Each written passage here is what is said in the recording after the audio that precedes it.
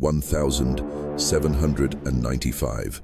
The Maid takes revenge on the Hawthorne family by feeding them their son's flesh. In the late 18th century, in the year 1795, the Hawthorne plantation in Virginia stood as a symbol of Southern power and wealth. Its towering oak columns and sprawling cotton fields were built on the sweat and blood of slaves. It was a land watered by silent tears, where the prosperity of one family was cultivated from the pain of countless nameless souls. For the Hawthorne family, a lineage of wealthy plantation owners, this was their sacred inheritance, a testament to the superiority of their bloodline that had risen from the trade and exploitation of human beings. For Eliza, a black maid born and raised in the shadow of this plantation, this place was a prison without bars but also without escape. Eliza's ancestors had been dragged here from Africa, bought and sold like commodities at slave markets. Her great-grandmother, called Amina, had birthed her children in damp hovels, children who were catalogued in ledgers like livestock,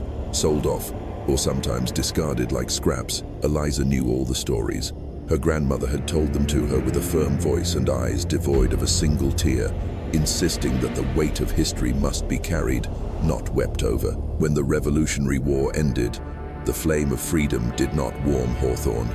They did not change. They lost some legal power but kept their cruelty intact. Where there had once been masters and slaves, there were now plantation owners and servants who were free in name but still bound by the chains of poverty and discrimination. Eliza grew up in the cold shadow of Hawthorne. Her mother scrubbed the gleaming floors while teaching her daughter how to fold napkins with perfect corners, how to bow her head, and to speak only when spoken to. But Eliza's mother also taught her another silent lesson: to remember, to watch, and to wait. "They don't see us, child," she would whisper as they polished the family's silver heirlooms together. "But we see them, every lie, every cruelty." When Eliza officially became a house servant, she had mastered the art of invisibility. She moved through the halls like a ghost with a submissive smile, her presence noticed only when there was dirt to be cleaned or blame to be placed. Mrs. Hawthorne, with her thin lips and venomous tongue, ruled with words as sharp as knives. Each command was a bitter reminder of Eliza's place. "Your kind should be grateful for work," she would snap as Eliza served tea. Mr. Hawthorne preferred the luxury of pretending Eliza didn't exist. All orders passed through his wife, as if she were merely an object that responded to sound. But the cruelest was Thomas, the 20-year-old son, who had inherited the full measure of his family's arrogance and turned it into a wicked sport. Thomas treated Eliza not as a human being, but as a plaything to be poked, prodded, and degraded for amusement. He would spit on the polished wooden floor just to make her kneel and clean it while he watched with delight. He would accidentally knock over a tray of porcelain, then burst out laughing as he watched Eliza scramble to pick up every piece. And behind closed doors, away from his parents' gaze, Thomas's cruelty escalated to slaps and pinches, all delivered with a malicious smile on his lips. Eliza endured it all. She wore her silence like armor, and her smile was as sharp as a hidden blade. She was the perfect maid, according to the Hawthornes, an obedient, polite girl, so lucky to serve such a distinguished family. But Eliza remembered everything. She remembered every slap, every slur, every glance that saw her as a stain on their perfect world. The Hawthornes never bothered to wonder what Eliza thought as she prepared their meals, cleaned their hearth, or folded their clothes. They could never have imagined the depth of her memory, or the fire smoldering behind her calm eyes. Eliza had been raised on the stories of her family's bondage, stories of pain turned into the strength of silent resistance.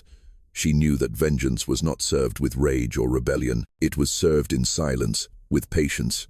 It was crafted slowly, like the meal she prepared for the Hawthornes, measured and precise. In the grand dining room, beneath a magnificent chandelier that had once hung over slave auctions, the Hawthorne family dined each night, while Eliza stood silently in waiting. They never thought to thank her, nor did they ever wonder how the meals could be so delicious when the markets grew increasingly scarce. They took Eliza's excellence for granted, blind to the details, the small cuts on her fingers, the careful way she stirred the pot, as if conjuring something far more ancient than a recipe. Eliza had intimately learned their weaknesses. She knew Mrs. Hawthorne loved rich stews, Mr. Hawthorne preferred tender cuts of lean meat, and Thomas greedily devoured anything Eliza had to serve him on bended knee. Every insult, every slap, every demeaning chore was another mark in Eliza's silent ledger. She never raised her voice, she never retaliated, but she never forgot. The Hawthornes believed themselves untouchable, floating above the consequences of their lineage. But Eliza understood the truth her grandmother had etched into her mind. Justice for people like them did not come from courts or churches. It came from within, from hands made strong by generations of silent labor, hands that cooked, hands that cleaned, hands that could kill if they were steady enough. Eliza was patient. She had watched the Hawthornes grow fat on their own arrogance, watched Thomas sharpen his cruelty, watched the plantation rot from within while its whitewashed walls masked the decay. And, as the days passed, as Eliza folded napkins with perfect corners and polished silver to a mirror shine, she waited. She smiled through every insult. She endured every slap because Eliza knew that soon she would serve the Hawthornes a meal they would never forget. A meal that would teach them the price of seeing her as a lesser being. And when they sat down to that dinner, forks in hand, praising the tender meat and the richness of the stew, they would never suspect that vengeance had been simmering right under their noses all along. Eliza had been invisible long enough. The Hawthornes' appetite was a bottomless beast, a daily spectacle of excess that spilled across the long oak table every evening, as if gluttony were an inheritance passed down through their bloodline. It didn't matter that the world outside the plantation was gasping under the weight of a post-war recession. Inside those sturdy walls, the Hawthornes devoured as though prosperity flowed endlessly from their silver serving trays. Eliza knew every inch of that kitchen, every tool, every spice jar. She sliced, seared, roasted, and stewed with the precision of a surgeon, delivering meals that would have made a chef from Richmond weep. Yet, the more flawless her dishes became, the more ruthless Thomas's cruelty grew. Thomas took pleasure in desecrating Eliza's work. He would scrutinize the plates with narrowed eyes, tilt his head, and declare, "Is this the best you can do, you field animal?" The words were always spat with venom, followed by an elegant flick of his hand that sent plates crashing to the floor. Eliza would kneel without a word, gathering the broken porcelain, her face calm, her hands steady, even as the fire behind her eyes burned more fiercely. Mr. Hawthorne, too busy carving his roast, would grunt in disapproval, not at Thomas, but at Eliza, for daring to be insulted in his presence. Mrs. Hawthorne, ever the mistress of appearances, would delicately dab her lips with a linen napkin and remind Eliza that a good servant should know her place and accept correction with grace. Eliza accepted it all. But each fragment of broken plate, each insult, each act of cruelty was stored away in her mind, a private collection of debts waiting to be paid. She had long since stopped seeking approval from people who saw her as less than a shadow. Instead, she cooked for herself, crafting meals that became sermons of patience, each dish a quiet rehearsal for the day she would serve them the truth. It began subtly. Eliza understood the art of invisibility, the power of being underestimated. She started adding things to the meals, things the Hawthornes couldn't taste, wouldn't suspect. Tiny shavings of chicken bone, ground so fine they dissolved into the rich gravies Thomas slurped down with his smug smile. A few drops of her own blood slipped into the family's favorite stew, stirring it slowly as she whispered the names they had long forgotten. The name of her grandmother, her great-grandmother, of Amina, the first woman who had scrubbed these floors with shackles around her ankles. But even that wasn't enough. Eliza wanted them to eat their words, their arrogance, their lineage. She wanted to craft a meal that would fill their bellies with the weight of their own cruelty. The ingredients she used were only placeholders, rehearsals for a dish that would require more than spices and meat. It would require Thomas himself. Thomas's cruelty had escalated with every meal. He had grown bold, intoxicated by the invincibility his family's name seemed to grant him. One evening, after Eliza presented a perfectly roasted joint of meat, Thomas simply stared at the dish, feigning disappointment. Without warning, he reached across the table and tipped the entire platter to the floor, letting the juices seep into the polished wood like blood. "What a shame," he said with a smile so sharp it could slice skin. "You are not worthy of cooking for decent people." Eliza's hands clenched into fists beneath her apron, but her face remained still. a mask of submission she had perfected over years. She cleaned the mess as she always did, but that night, something within her shifted irreversibly. Thomas had not just insulted her cooking, he had declared himself the main course. From that day on, Eliza began her preparations. The Hawthornes never noticed the subtle shifts in her routines. They never wondered why she spent longer hours in the storeroom or why the meat tasted richer, heartier. They simply devoured, as they always had, praising the flavors without once asking where they came from. Eliza knew their gluttony would be their blindfold. The plantation's larder was always full, stocked with the finest cuts delivered from butchers who barely glanced at Eliza when she signed for the packages. But Eliza had started to slip in her own additions, wild herbs from the woods that caused a lingering bitterness on the tongue, marrow stolen from scavenged animal bones she boiled into her stocks. She was experimenting, perfecting textures, flavors, testing how far she could push the family's palates without raising suspicion. The Hawthornes were too proud, too entitled to question the source of their pleasures. To them, a meal was only as valuable as the hands that served it, and in their eyes, Eliza's hands were invisible. Yet, Eliza was sculpting something sacred. Every insult Thomas hurled, every plate thrown back in her face, was folded into the preparation of a final supper that would eclipse generations of Hawthorne excess. She would not strike with rage or violence. She would let them devour themselves with smiles on their faces, savoring every bite until the truth became inescapable. Thomas remained oblivious, continuing his daily performances of cruelty, unaware that every meal was a step closer to his own consumption. Eliza's patience became a weapon honed to a deadly edge. The day Thomas mocked her mother for keeping such a useless maid was the day Eliza knew the time was near. The young man had crossed the threshold from arrogance to oblivion. Eliza would not strike in anger. She would strike in service. She would prepare the most exquisite meal the Hawthornes had ever tasted, a dish so tender, so intoxicating, that they would praise her even as they unknowingly consumed their own bloodline. The plan was simple. Thomas's disappearance would be no scandal. The Hawthornes would assume he had run off to Richmond, chasing decadent pleasures or some girl, as young men of his class often did. They would grieve with forks in hand, never suspecting that their tears were being seasoned into the very meat that Eliza served them. Eliza knew that when the time came, there would be no grand confrontation, no confession. There would only be the table, the plates, and the Hawthornes seated on their thrones of privilege, ready to feast. She would stand by, smiling as they swallowed the culmination of every slap, every insult, every generation of Hawthorne cruelty they had inherited and so carelessly wielded. And when the final course was served, Eliza would not need to say a word. The meat would speak for her. The storm rolled in with a fury that night, a tempest of wind and rain that lashed against the Hawthorne plantation, as if the heavens themselves had grown tired of its walls. Thunder cracked the sky open, sending shivers through the old oak trees that lined the driveway.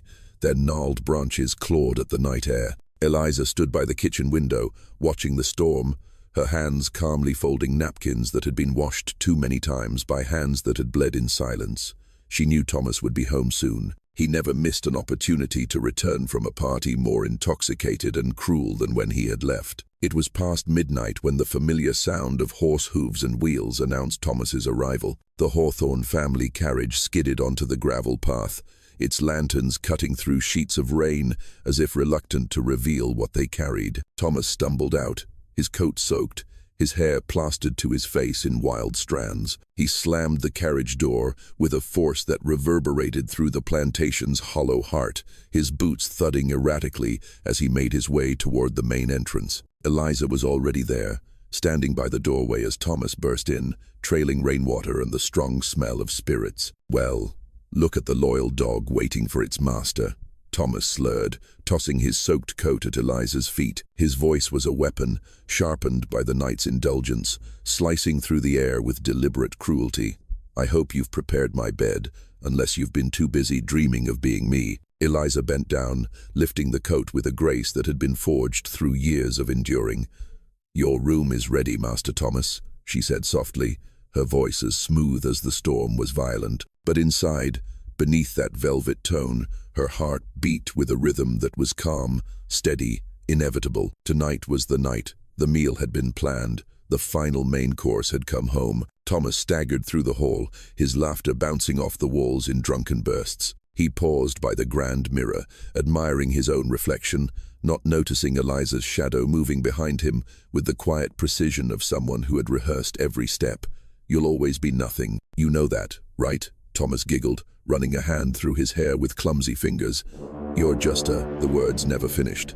Eliza's hand moved swiftly, gracefully, wrapping around Thomas's throat with a grip that surprised even herself with its calmness. The struggle was brief, not because Thomas didn't resist, but because Eliza had anticipated every flailing arm, every desperate gasp. She knew Thomas's strengths, but more importantly, she knew his weaknesses. The spoiled boy, who had never lifted a burden heavier than a glass of wine, was no match for hands that had scrubbed floors, carried boiling pots, and endured generations of silent labor. Thomas's eyes widened in disbelief, his mouth forming a question that would never be answered. Eliza eased him to the floor, her breathing even and unhurried, as the storm outside roared louder, drowning out the final gasps of the young man who had once believed himself untouchable. It was not rage that drove Eliza's hands that night.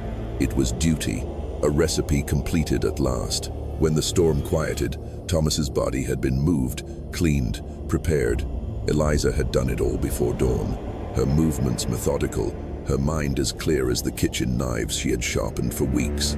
The Hawthornes slept soundly, oblivious to the fact that the final main course of their gluttonous lineage was now resting in the icebox. The next morning, as the sun struggled to pierce through the heavy clouds, the Hawthorne plantation stirred with its usual rhythm of indifference.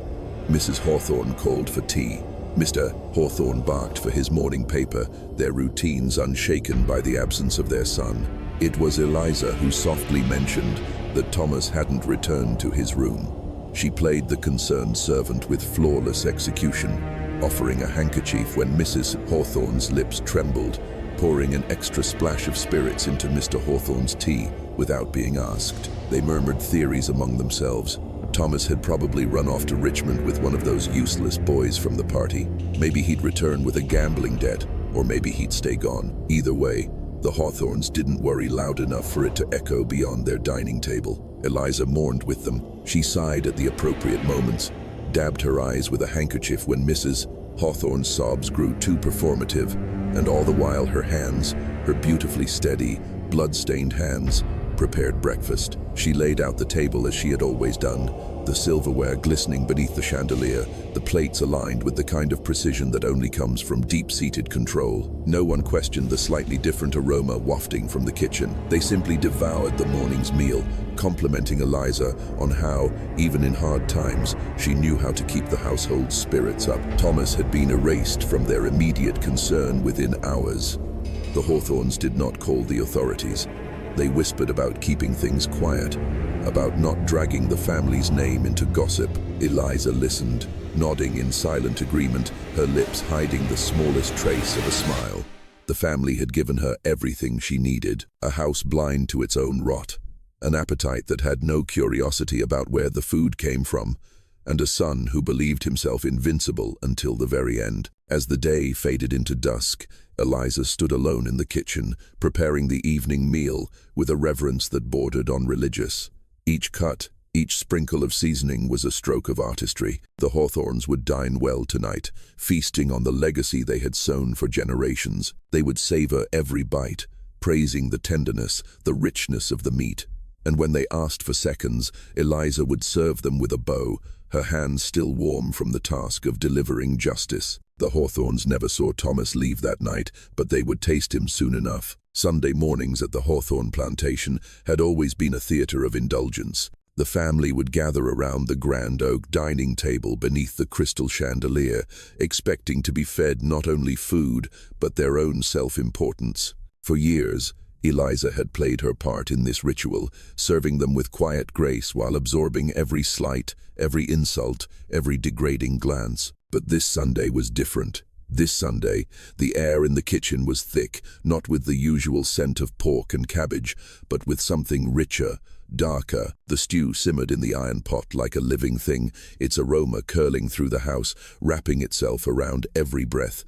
Eliza stirred the pot slowly, methodically, humming a soft tune as she worked. It was an old lullaby, one her mother had sung to her as a child, but it had taken on a new meaning in this house of wolves. Thomas used to mock that song, mimicking Eliza's accent with cruel glee, twisting its melody into something vile. Now, as the broth bubbled and thickened, Eliza's hum became a quiet victory chant. The meat floated lazily beneath the surface, tender and pink, releasing a scent so inviting that even the walls seemed to breathe it in. The Hawthornes were impatient that morning. Mrs. Hawthorne complained loudly about the hour, fanning herself with a lace handkerchief, while Mr. Hawthorne grumbled about church services and his empty stomach. They both snapped at Eliza as she laid the table, but there was a different tone in their impatience today. They were hungrier. There was an edge of desperation in their voices that made Eliza's lips curve into a soft smile. When she brought out the stew, the room seemed to hush. The deep, rich aroma silenced their usual complaints. Mrs. Hawthorne leaned forward, inhaling deeply, her sharp features momentarily softened by genuine anticipation. "Eliza," she said, tapping her spoon against the porcelain bowl, "this smells proper." Mr. Hawthorne, less inclined to poetry, merely grunted and gestured for his serving. Eliza obliged, ladling the thick, glistening stew into their bowls, her movements fluid, almost reverent. The first spoonful brought immediate, visceral reactions. Mr. Hawthorne's eyes closed, a rare sigh escaping his lips as he savored the richness. Mrs. Hawthorne, never one to offer praise freely, uttered a soft moan, dabbing the corners of her mouth as if embarrassed by her own delight. They devoured it, spoon after greedy spoon, the meat melting on their tongues with a tenderness that no market could supply. "Eliza," Mrs. Hawthorne said between mouthfuls, "I do believe you finally learned how to cook for proper people." Eliza stood by, hands folded neatly over her apron, her face the picture of subservient pride. "Thank you, ma'am," she said, bowing slightly. Inside, her heart was a drum, pounding with the rhythm of generations, watching from beyond the veil. She had spent her life mastering flavors, learning which spices masked bitterness, which herbs teased sweetness from even the toughest cuts. But today, she had learned something new, that the taste of poetic justice was intoxicating. The Hawthornes never asked where the meat came from. They didn't think to question how Eliza had managed to procure such freshness when the markets had been closed for days due to the storm. It never occurred to them to wonder what sacrifices had been made to fill their bowls. They were too consumed by their own appetites, too enthralled by the meal that had transformed their usual disdain into clumsy compliments. Mr. Hawthorne went back for seconds, then thirds, his belly straining against the buttons of his waistcoat as he shoveled each spoonful into his mouth with mechanical fervor. Mrs. Hawthorne, who prided herself on genteel restraint, found herself licking her spoon clean, her eyes flickering with a hunger that embarrassed her even as she surrendered to it. "Eliza, what did you put in this stew?" she asked, her voice trembling between greed and guilt. Eliza's smile remained gentle. "Just a touch of forgiveness, ma'am," she replied, smoothing the creases in her apron as she ladled another serving. Neither Mr. nor Mrs. Hawthorne caught the flicker of amusement in her tone. They were too busy consuming, too enthralled by the flavor that filled their mouths and dulled their memories. Thomas's name was never mentioned at that table. His absence hung in the air, thick and unspoken, like a sour note in a symphony of indulgence. The Hawthornes did not mourn loudly. They never had. But as they gorged themselves, Eliza noticed the small glances Mrs. Hawthorne cast toward the empty chair at the end of the table. The subtle twitch in Mr. Hawthorne's jaw as he filled his bowl once again. They knew Thomas wasn't coming back. They just didn't know how close he had stayed. As the meal wound down, the Hawthornes slumped in their chairs, dazed and bloated. Their earlier arrogance softened into a sluggish haze. Mrs. Hawthorne, in a rare moment of humility, patted Eliza's hand and said, "You've done well today, Eliza. I believe you finally found your place in this house." Eliza's smile didn't falter. She had always known her place. It had never changed. The Hawthornes had simply failed to see it until now. After the table was cleared and the Hawthornes retired to their parlor to nurse their overfilled bellies, Eliza returned to the kitchen. She cleaned meticulously, scrubbing every pot, polishing every utensil, not out of duty, but out of respect. The meal had been perfect. She had served them not with anger, but with precision, turning years of servitude into an act of artful revenge. She could still hear Thomas's laughter echoing faintly beneath the hum of the stove, but it no longer stung. It was merely another ingredient, now reduced to seasoning. By the evening, the Hawthornes were praising Eliza's newfound talent to anyone who would listen. Mrs. Hawthorne boasted about the exceptional meal, weaving it into a story of how she had trained the maid properly after all. Mr. Hawthorne simply patted his gut and declared Eliza's stew a family tradition henceforth. Eliza listened, nodded, smiled. She would serve them again and again. Every meal would be a reminder that their power, their legacy, was devouring itself one bite at a time. She had fed them forgiveness, but forgiveness in Eliza's hands was a dish made of bones and memory. The Hawthornes had no idea they had already begun to consume their own end. The days following the Hawthornes' indulgent feast drifted by in a haze of routine and arrogance. The family, satisfied with their newfound admiration for Eliza's improved cooking, fell back into their rhythms of entitlement, their cruel words now laced with a sickly, condescending affection. They praised her meals at every opportunity, oblivious to the true nature of what they had consumed. But not everything had settled as neatly as the Hawthornes believed. There was a smell, a faint, sour whisper of charred bone and iron that clung to the plantation, weaving through its corridors, curling beneath the velvet drapes, and settling like an accusation within the fireplace of the grand parlor. Mrs. Hawthorne was the first to notice. She sat in her usual chair by the hearth, thumbing through a book she would never finish when the scent reached her. It wasn't overpowering, not yet, but it was insistent, creeping into her senses until she could no longer ignore it. She wrinkled her nose, calling out in her usual sharp tone, "Eliza, there's a stench in this room. Have you been neglecting the chimney?" Eliza appeared almost immediately, moving with her quiet grace, hands folded over her apron, head slightly bowed. "I apologize, ma'am," she said softly. "I found a pile of old bones in the cellar last week.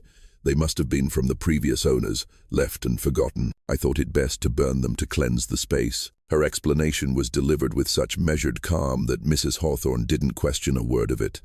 The idea of inspecting the cellar herself never even crossed her mind. That was Eliza's domain, the place where dirty work was done, far beneath the Hawthornes' concern. Mrs. Hawthorne waved her hand dismissively, instructing Eliza to see to it, as if the issue were nothing more than dust on a bookshelf. Mr. Hawthorne, reclining in his leather chair, grunted in agreement, not lifting his eyes from his newspaper. The Hawthornes had long mastered the art of ignoring the unsightly details of their lives, especially when someone else was there to clean them up. But Eliza knew the bones weren't finished speaking. Each night after the house fell into its shallow sleep, she would sit by the hearth, her dark eyes fixed on the glowing embers. The ashes shifted in delicate hisses as if something beneath them still tried to breathe, to claw its way back into the world. Eliza didn't flinch. She listened. She watched. Those bones had once been Thomas's. Flesh stripped away. Purpose reposed, but bones remembered. They held the weight of lineage, of sins committed and never atoned for. Eliza had burned them not out of necessity, but out of ritual. Fire was the great equalizer, the purifier that reduced privilege and cruelty to the same brittle dust. Yet, as the flames consumed, they also released. She could feel it in the way the house creaked at night, in the subtle shift of air whenever she passed the grand staircase.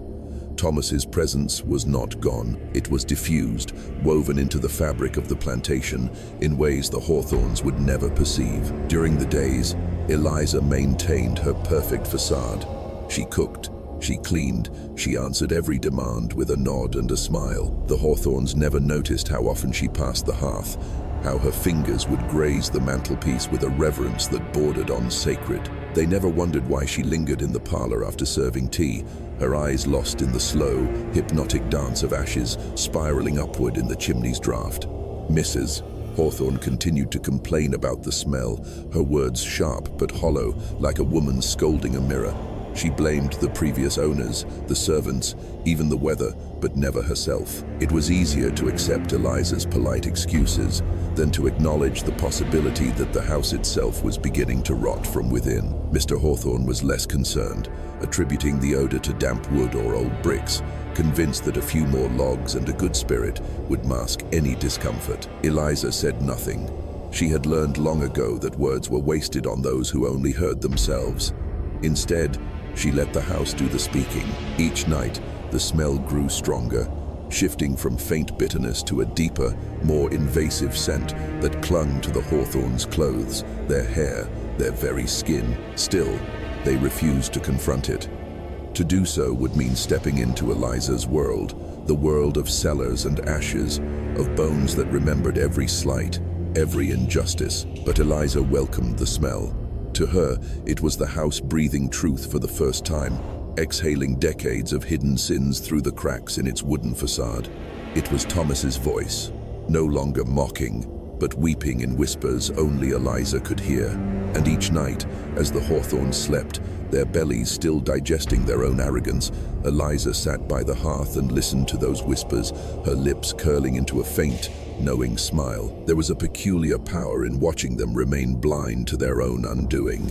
They praised Eliza's cooking, celebrated her newfound talent, all while the house beneath their feet slowly turned against them. They never saw how the walls seemed to narrow, how the mirrors reflected just a shade too dark, how their footsteps echoed with an unease that no amount of grandeur could silence. Eliza knew they believed themselves immune to consequence. They had been raised to think that the messes they made would always be swept away, that the sins of their fathers would never seep through the polished floors of their plantation. But bones, Eliza had learned, are persistent. They find cracks. They rise through ashes. They demand acknowledgement. As the days passed, Eliza's visits to the hearth became more than ritual. They became communion. She would sit cross-legged on the cold floor, hands resting on her knees, the glow of embers painting her face in flickering shades of red and gold. She spoke softly, words meant not for the living, but for the past, naming each ancestor who had scrubbed these floors in chains, each mother who had buried her screams beneath servitude. The Hawthorns, in their arrogance, had assumed Eliza's silence was submission. They never understood it was preservation. Now, as the house exhaled the bitter remnants of their son through every breath, Eliza's silence had turned into a song only the bones could sing. The hearth became her altar, the ashes her scripture. She no longer needed to raise her voice. The house did it for her. And as the Hawthorns sat in their parlor, sipping tea and praising their clever maid, they never noticed that they were already choking on the dust of their own legacy. Eliza would wait. The bones had patience, and so did she. The Hawthorns had always been a family of appetite, but it wasn't until after Thomas's disappearance that their hunger became something else, something monstrous. Eliza's meals, once dismissed with condescension and ridicule, had become the very rhythm of their lives. Each night as the sun dipped behind the moss-draped oaks, the Hawthorns would gather at the grand dining table, their conversations dwindling into grunts and sighs, their hands trembling in anticipation of what Eliza would place before them. It was no longer about sustenance. It was no longer even about pleasure. It was compulsion. They had to eat. Mr. Hawthorne, once a man of rigid posture and deliberate manner, had grown swollen, his belly pressing against his waistcoat, his face slick with sweat, even in the cool of the evening. He would sit at the head of the table, fork in hand before the plates arrived, his fingers tapping impatiently, his eyes glazed with a hunger that dulled his once booming voice into mumbled demands. Mrs. Hawthorne, ever the image of delicate southern propriety, had not fared better. She wept now as she ate, her cheeks streaked with tears she couldn't explain. Her lips quivered with every bite as if the act of chewing brought her to the brink of hysteria. Yet she never stopped. Spoon after spoon, she devoured what Eliza served, lost in a cycle of revulsion and craving. Eliza, as always, stood by with quiet grace. She placed each dish before them with the care of a priestess performing a sacrament, her movements precise, her face unreadable. To them, she was still the maid, still the silent shadow who existed only to fulfill their needs. But to Eliza, every dish was a sermon, every morsel a lesson carved from the marrow of their own sins. She had long since run out of the meat that had started their descent. Thomas had been reduced to ash, his bones burned, his flesh consumed in those first ravenous meals, but the Hawthorns' hunger had not diminished. It had grown, deepened, transformed into a need that no butcher shop could satisfy. Eliza had adapted. She knew hunger better than the Hawthornes ever would. She had been raised to understand the art of making something from nothing, of stretching scraps into a meal that could fool a starving belly. Now she turned that knowledge inward. Late at night, when the Hawthornes were locked in bloated, uneasy sleep, Eliza would slip into their rooms. She would clip stray strands of hair from Mrs. Hawthorne's silver brush, collect fingernail clippings left behind on the vanity, gathering these remnants with the same reverence as a chef selects his finest ingredients. In the kitchen, she ground them into a fine powder, blending them into the spices, into the gravies and broths that had become the Hawthornes' obsession. They never noticed.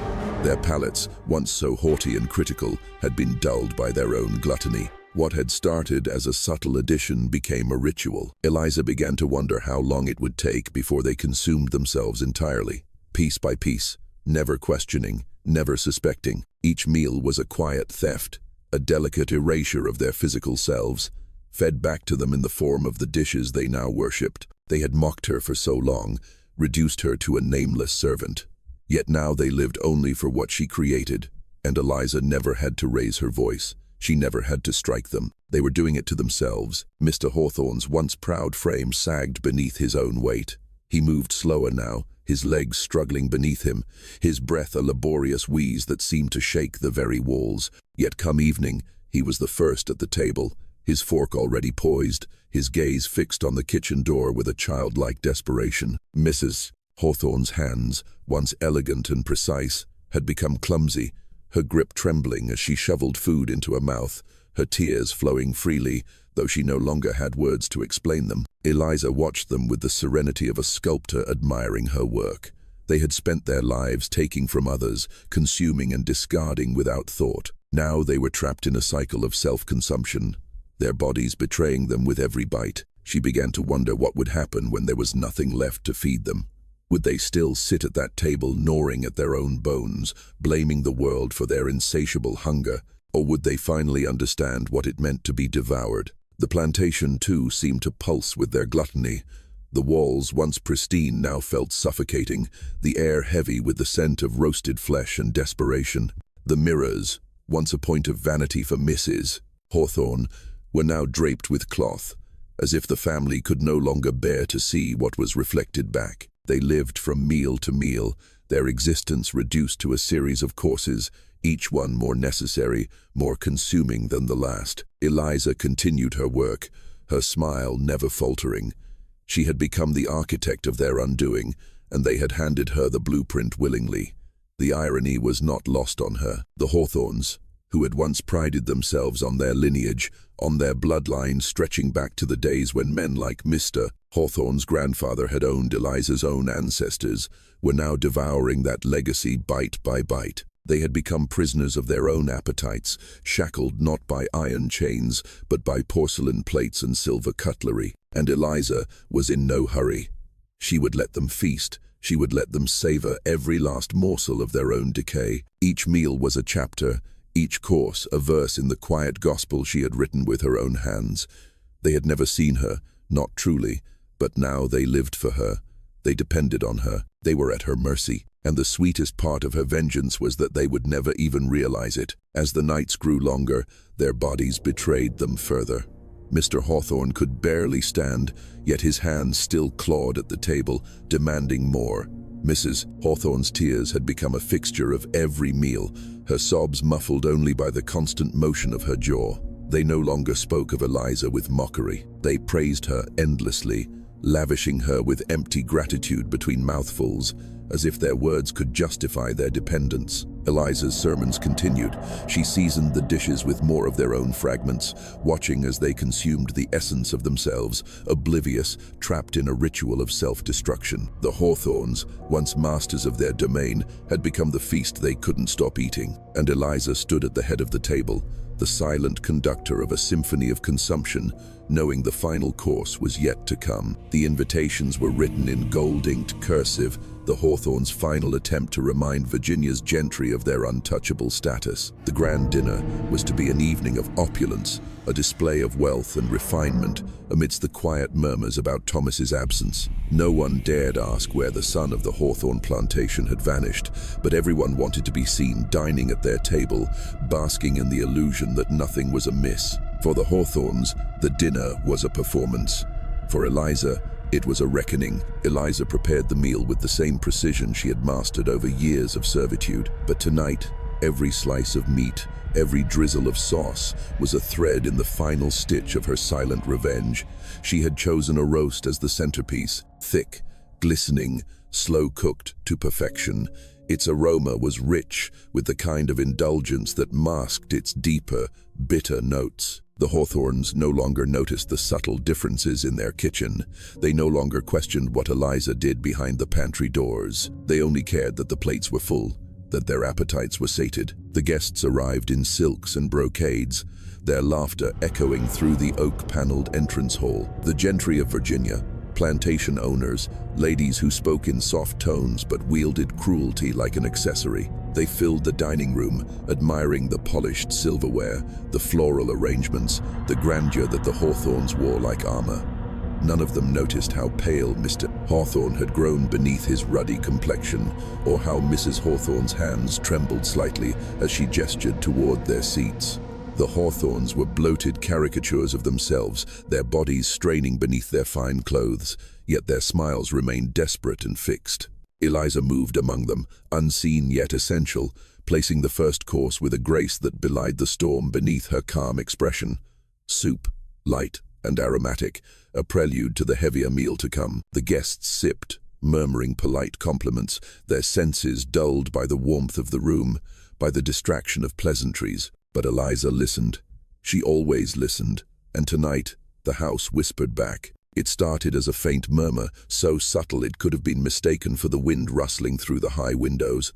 But the whispers didn't fade. They grew, weaving through the chandelier's crystal droplets, curling around the guests' ears like a cold breath. Some paused mid-sentence, their expressions flickering with unease. The whispers were not loud, but they were insistent, tugging at the edges of their consciousness, wrapping their words in a fog of something unspoken. Eliza saw the shift immediately. A guest's hand paused midway to his spoon.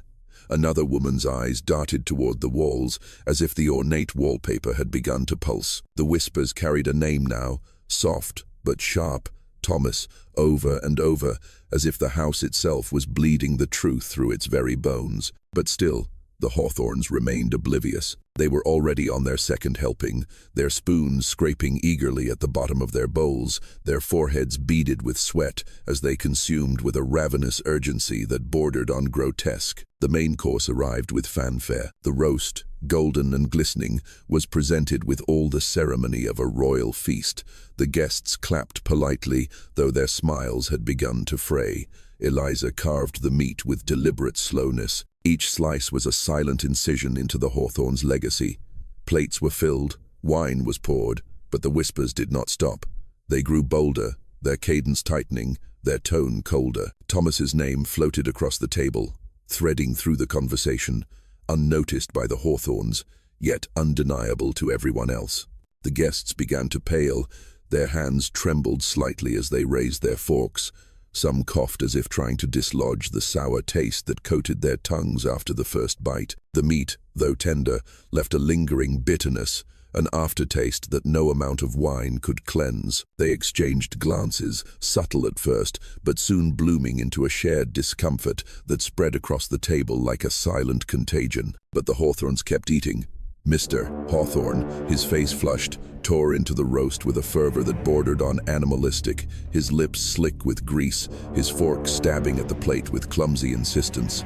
Mrs. Hawthorne, once so delicate in her dining, now shoveled food into her mouth, her tears flowing freely, her sobs muffled by the endless cycle of chewing and swallowing. They were deaf to the whispers, blind to the pallor of their guests, their focus narrowed to the plates before them, to the fleeting satisfaction of their gnawing hunger. Eliza stood by the sideboard, her hands folded, her expression serene. She watched as the Hawthornes consumed themselves in public, their greed no longer hidden behind closed doors. The guests shifted uncomfortably in their seats, their eyes avoiding Eliza's as if her gaze could strip them of their complicity. The whispers pressed in, relentless now, circling the room with a rhythm that was almost a chant.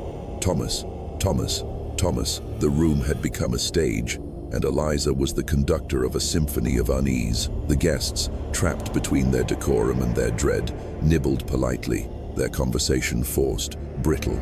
They could taste the truth in every mouthful, though they dared not voice it. The walls seemed to close in.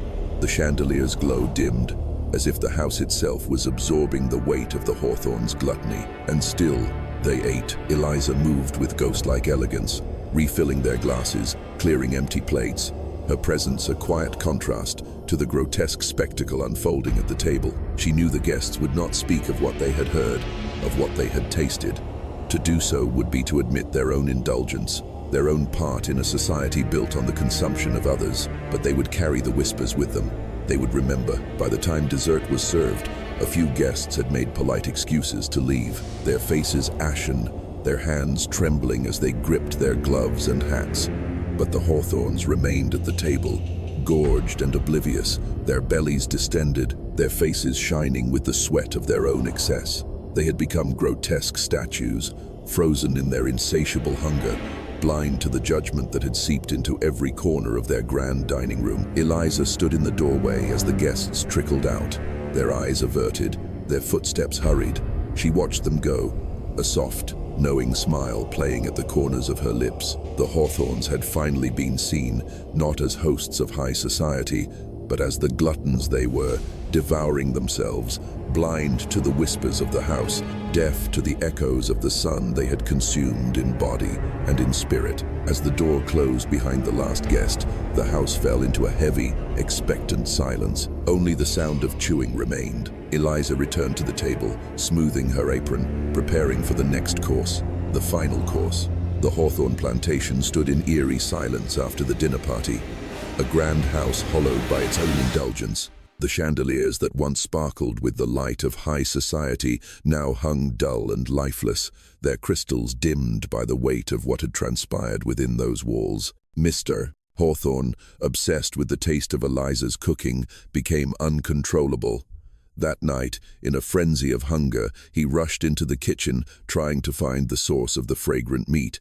In the darkness, he stumbled, his head striking the hard corner of the iron kitchen hearth, his blood pooling on the cold stone floor. His last breath mingled with the smell of scorched meat from the stew Eliza had left on the stove, as if the house itself had claimed his life. The once proud patriarch of a lineage that had feasted upon others had, in the end, consumed himself. Mrs. Hawthorne's fate was less certain. Some said she vanished into the basement, that her wails echoed through the house long after the doors had been bolted shut. Others whispered that she had become part of the walls, her figure flickering in the corners of mirrors, her sobs absorbed by the very woodwork that had hidden her family's sins for generations. Regardless of the version, one fact remained. She was never seen leaving the house. Eliza's meals had devoured not only their bodies, but their very existence, leaving behind a hollow shell of what the Hawthornes once were. After their disappearance, the plantation was abandoned, left to rot beneath layers of grease and regret. The once gleaming floors were stained, not with blood, but with the invisible residue of gluttony and denial. No one dared to buy the property. The townsfolk crossed the street when they passed by, their gazes averted from the blackened windows that seemed to watch in return. Yet, the house refused to be forgotten. It pulsed with a presence that no amount of silence could suffocate. At night, when the fog rolled in thick and low, wrapping the trees in a shroud of memory, passers-by claimed to see her. A woman in a maid's uniform, standing motionless by the parlor window. Her figure was always clear, a dark silhouette, posture poised, head slightly tilted, as if listening to whispers that had never ceased. Some said she was humming, the soft, haunting melody of a lullaby long lost to time. The song was a gentle tune, yet its presence sent shivers down the spines of those who heard it, as though the walls of the house were breathing in rhythm with her voice. The scent of cooking flesh would drift through the broken shutters on those nights, curling through the air like a memory that refused to fade. It was not a rancid stench, but a rich, meaty aroma, as if a feast were being prepared in a house that had no more guests. The townsfolk whispered that the house was still feeding, that Eliza's kitchen had never gone cold, and that the Hawthorns' hunger had been inherited by the bricks and beams that once held their laughter. Children dared each other to approach the porch, but none ever reached the steps. They said the house exhaled when you got too close, a warm, suffocating breath that carried with it the faintest echo of Thomas's name. It was as if the house itself remembered every cruel word, every slap, every insult, and now sang them back into the night, a twisted hymn of justice served and debts collected. Eliza was never seen again, at least not in the way people expected. She had become a part of the house, or perhaps the house had become her. Those who believed in such things said she had transcended, that her spirit lingered not out of vengeance, but out of purpose. She remained to ensure that the story of the Hawthorns would not be polished into a lie, that the truth of their consumption would stain the plantation forever. The Hawthorne plantation became known as the house that tastes of ash. No one rebuilt it.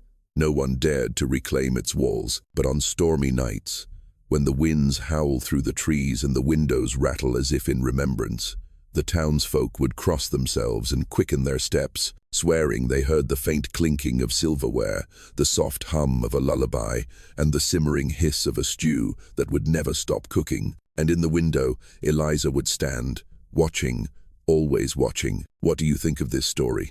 Leave your comments below. If you enjoyed this story and want more chilling tales like this, please subscribe, hit the notification bell, and share with someone who loves a good mystery. See you in the next video.